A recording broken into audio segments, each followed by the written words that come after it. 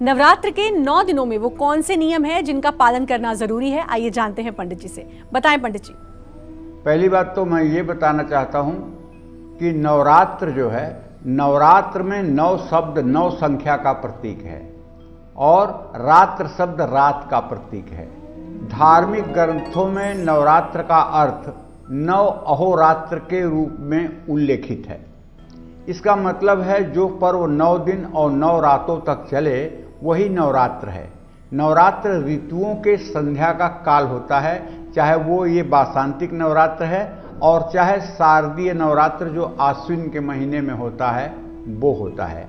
इस समय को यमद्रष्टा भी कहते हैं। शायद ही कोई ऐसा घर होगा जहां कोई बीमार न होता हो इस ऋतु में। बुखार का प्रकोप इस ऋतु में, सर्दी जुकाम का प्रकोप इस ऋतु में होता है। इसलिए 9 दिन का व्रत करके नए अन्न अब घर में किसानों के आएंगे, नए अन्न का सेवन होगा। नवरात्र के 9 दिनों में व्रत करके लोग अपने शरीर को स्वस्थ भी बना सकते हैं और मन मस्तिष्क भी शुद्ध हो सकता है। इस काल में ईड़ा और पिंगला, ये बाईं नाक की श्वास और दाहिनी नाक की श्वास, इनकी गति समान हो जाती है। इस समय नवरात्र में ईड़ा और पिंगला की गति समान हो जाती है और जब ईड़ा और पिंगला की गति समान हो जाती है तो ऐसे में हमें शुचितापूर्वक पवित्रता के साथ 9 दिनों तक अपना जीवन जीना चाहिए। ऐसा हमारा भारतीय दर्शन और सनातन धर्म कहता है। इसके पीछे बहुत वैज्ञानिक तत्व भी छिपे हुए हैं। ऐसी अवस्था में कुंडलनी का जागरण सरल हो जाता है। कुंडलनी क्या है? कुंडलनी गुदा मार्ग के पास मूलाधार चक्र है। मूलाधार चक्र के पास त्रिवलयाकार सर्प के रूप में कुंडलनी है जिसका मुंह ऊपर की ओर है और सहस्रार चक्र जो सर के ऊपर है वहां भी एक त्रिवलयाकार कुंडलनी है जिसका मुख नीचे की तरफ है। कुंडलनी 2 प्रकार से जागृत की जाती है। एक नीचे से ऊपर जाती है, एक ऊपर से नीचे आती है। ऊपर से नीचे जो कुंडलनी जाती है वो पहले मूलाधार चक्र में, फिर उसके बाद स्वाधिष्ठान चक्र में, फिर उसके बाद मणिपूरक चक्र में, फिर अनाहत चक्र में, फिर विशुद्धि चक्र में और फिर सहस्रार चक्र में जाती है तो कुंडलनी पूर्ण रूप से जागृत हो जाती है।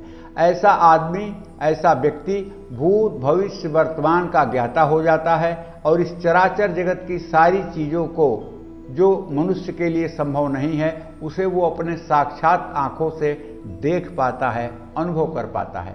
सनातन धर्म में कुंडलनी का जागरण ऊपर से नीचे की ओर माना जाता है।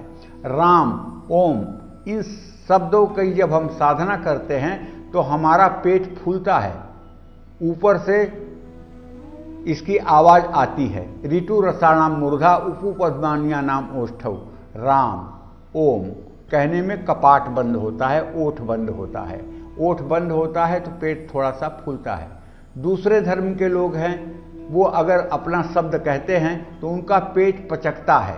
उनके कुंडलनी जागरण का विधान नीचे से ऊपर की तरफ है, इसलिए कि आज्ञा चक्र में आते आते सारे जीव मर जाते हैं, क्योंकि भगवान शिव के गले में जो मणिधर है, जो सर्प है, उसका मुंह वो आज्ञा चक्र के नजदीक है, वहां जीव पतित हो जाता है। इसलिए सहस्रार चक्र से जब कुंडलनी चलती है तो जीवन को खतरा नहीं होता है।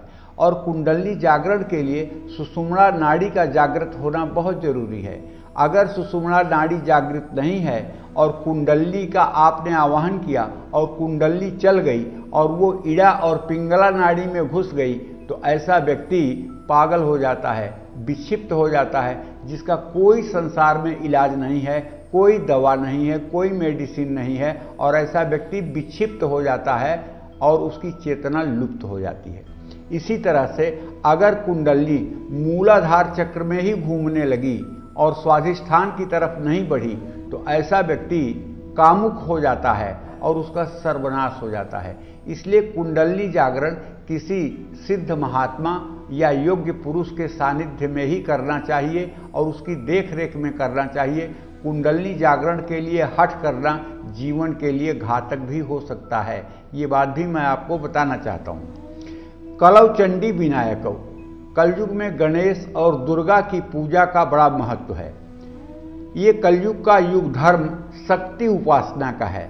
माँ दुर्गा की साधना के लिए घर के एकांत कमरे में एक चौकी पर लाल रेशमी कपड़ा बिछाकर दुर्गा यंत्र या भगवती दुर्गा की मूर्ति प्रतिष्ठित करनी चाहिए। इस बात का ध्यान रखिए कि पूजा कक्ष बिल्कुल साफ सुथरा और सुगंधित हो, शोर गुल और चिल्ला चिल्ली से दूर हो। रसोई और बेडरूम में बिल्कुल भी पूजा स्थान नहीं बनाना चाहिए जिससे साधना में रुकावट ना आए। जिस कमरे में मां दुर्गा की स्थापना है उस कमरे में प्रकाश और वायु की व्यवस्था होनी चाहिए। आपके घर में ऐसा अगर करना संभव ना हो तो आप किसी दुर्गा मंदिर या सिद्धपीठ या शक्तिपीठ में बैठकर उपासना करें। घर से ज्यादा किसी नदी के किनारे, नदी से ज्यादा किसी तीर्थ पर और तीर्थ से ज्यादा किसी शक्तिपीठ में मंत्र साधना या उपासना अधिक लाभकारी और हर प्रकार से सिद्धिदायक होता है। जय मां विंध्यवासिनी।